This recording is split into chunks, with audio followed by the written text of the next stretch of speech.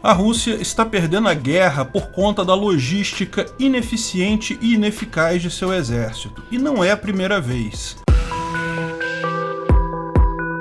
Esse é o Visão Libertária, sua fonte de informações descentralizadas e distribuídas. A Rússia está tendo problemas em sua invasão da Ucrânia. Embora seu enorme poderio militar possa acabar, ao final, falando mais alto, o fato é que o progresso em todas as frentes tem sido muito menor do que o esperado. Ao norte de Kiev, um enorme comboio de 30 quilômetros de extensão tem quase 30% dos veículos parados por falta de combustível ou de peças para reposição, principalmente pneus. Isso faz com que tenham que ser feitas múltiplas manobras de reagrupamento, atrasando o progresso do comboio, cujo objetivo tático deve ser fazer parte do cerco a Kiev. A resistência ucraniana, muito mais forte do que esperado pelos russos, tem conseguido fazer grandes estragos, principalmente visando os caminhões-tanque que levam combustível para as tropas. Em Kharkiv, isso resultou em uma contraofensiva ucraniana que já chegou até a fronteira com a Rússia, liberando boa parte da região. Por que a Rússia está enfrentando esses problemas? Bem,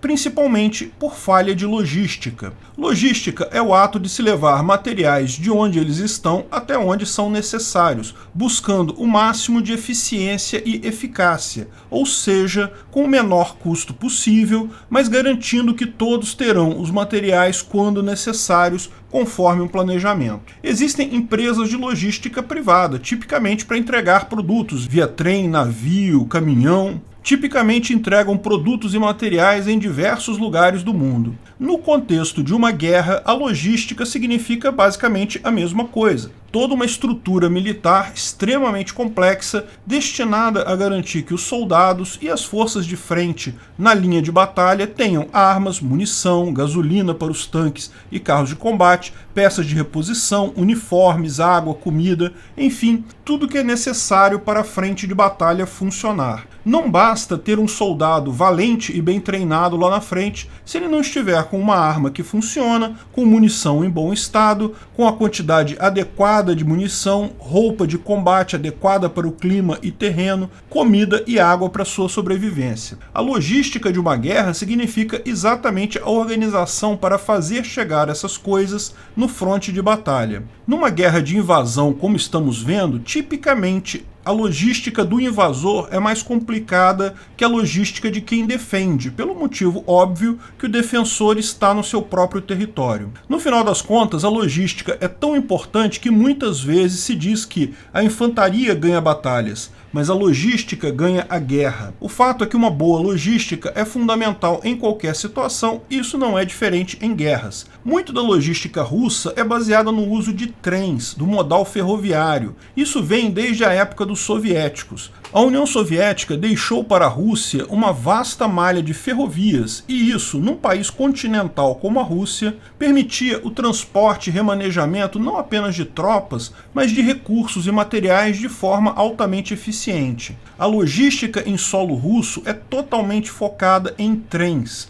Aliás, foi dessa forma que a Rússia conseguiu mover um enorme contingente em poucos dias para aquilo que dizia serem exercícios militares, mas que ficamos sabendo depois era a preparação para a invasão da Ucrânia. Tudo feito por trem. Os ucranianos, porém, sabendo da dependência russa de trens para a logística, tão logo começou a invasão, dinamitaram várias linhas férreas entre os dois países, impedindo que esse modal seja usado diretamente pela Rússia. Isso forçou os russos a migrarem para o modal rodoviário, no qual não tem tanto treinamento nem capacidade. Isso foi o primeiro grande problema dos russos, a falta dos trens. Além disso, parece que o excesso de segredos em Moscou acabou jogando contra nessa invasão. A invasão da Ucrânia era algo tão secreto, tão poucas pessoas no comando das forças armadas russas sabiam dos planos reais, que muitas unidades de logística sequer se prepararam adequadamente para uma guerra. A invasão pegou não apenas todo o Ocidente de surpresa,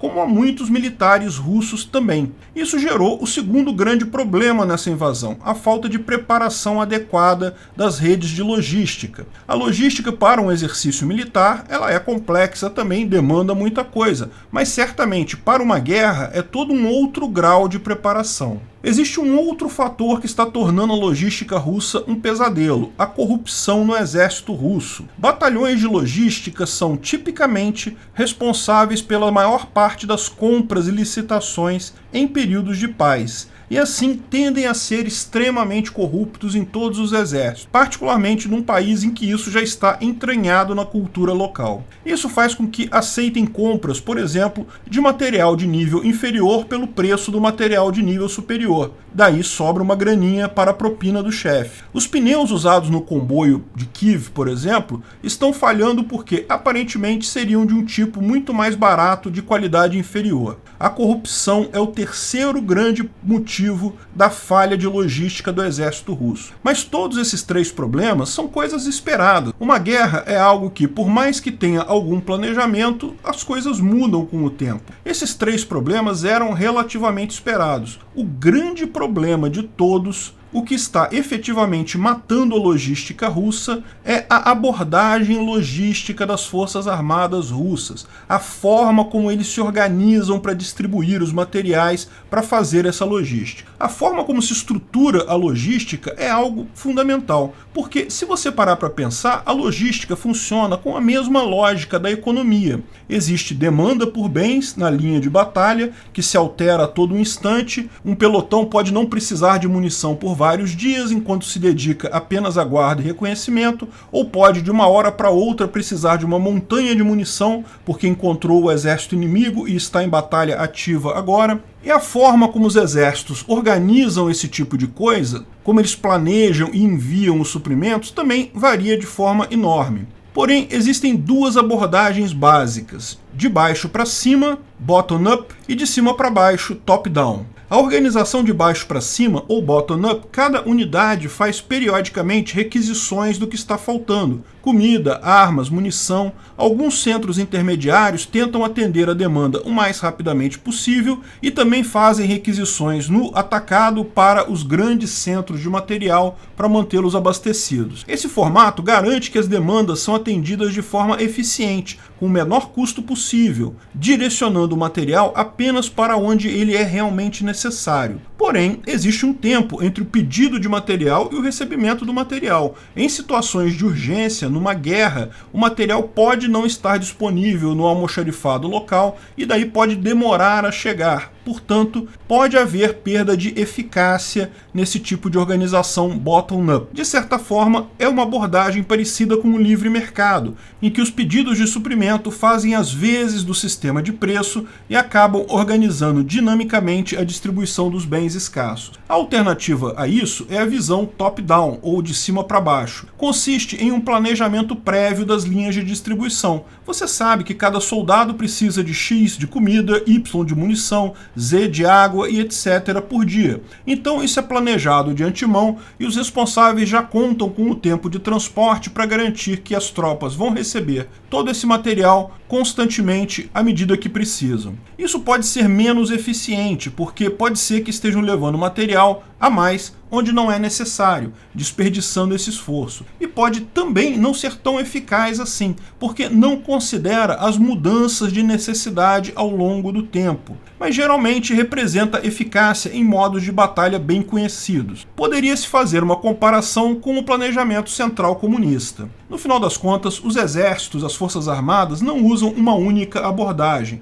Tal como nenhum Estado mundial é puramente capitalista de livre mercado, nem totalmente comunista de planejamento central, a organização tende a incluir ambas as abordagens. Cada exército, cada força armada, organiza sua logística usando uma mistura desses dois princípios. Materiais diferentes podem ter abordagem diferente para sua distribuição, alguns mais planejados, outros mais sob demanda. Dependendo da situação, pode-se adotar mais um desses mecanismos ou outro. Porém, embora a logística de qualquer exército inclua as duas abordagens, é fácil ver que existe uma abordagem preferencial, aquela mais comum até pela cultura dos militares daquela região, e acaba sendo a mais usada. O mais curioso disso é que a abordagem dos exércitos ocidentais, países com economia capitalista, tendem a adotar mais o modelo bottom-up, aquele que realmente se parece com o livre mercado, enquanto a Rússia adota mais o modelo top-down, ou seja, aquele que é mais parecido com o planejamento central. E, tal como o planejamento central é um veneno para a economia dos países socialistas, porque minam a eficiência sem melhorar tanto assim a eficácia, da mesma forma a logística top-down do governo russo enfrenta enormes dificuldades se as coisas não estão indo exatamente como planejado. Enquanto tudo está indo conforme o planejamento, não há grandes problemas. O modelo é pouco eficiente, mas acaba sendo eficaz. Porém, quando as condições mudam, quando coisas inesperadas acontecem, o mastodôntico planejamento logístico acaba seguindo o mesmo caminho do problema do cálculo econômico. O sistema se torna não apenas extremamente ineficiente, como se torna também totalmente ineficaz. E não é a primeira vez que isso acontece com o exército russo. Na invasão do Afeganistão, o custo da logística russa era enorme e, ao mesmo tempo, altamente ineficaz. Rapidamente, os rebeldes afegãos conseguiram descobrir formas de aleijar os invasores através de suas redes de distribuição. A verdade é que a economia russa pode até ter se modernizado e adotado o capitalismo, mas as forças militares russas continuam vermelhas como sempre foram, e como tal, extremamente ineficientes e ineficazes. Obrigado pela audiência. Esse vídeo foi um oferecimento de armataweb.com, cloud e serviços de data center, 100% de compromisso com a satisfação e privacidade dos clientes. Aceitamos Bitcoin, veja o link na descrição do vídeo. Se você gostou desse vídeo, clique no like e compartilhe ele em suas redes sociais. Se inscreva no canal para nos ajudar, clicando no botão vermelho abaixo. Se quiser ser avisado de novos vídeos, clique no sininho ao lado. Se você quiser comprar camisas e outros itens do Visão Libertária, veja nossos itens no site Pimenta no Café, pimentanocafé.com.br/Visão Libertária, tudo junto sem acento, ou clique no link da descrição. Até a próxima!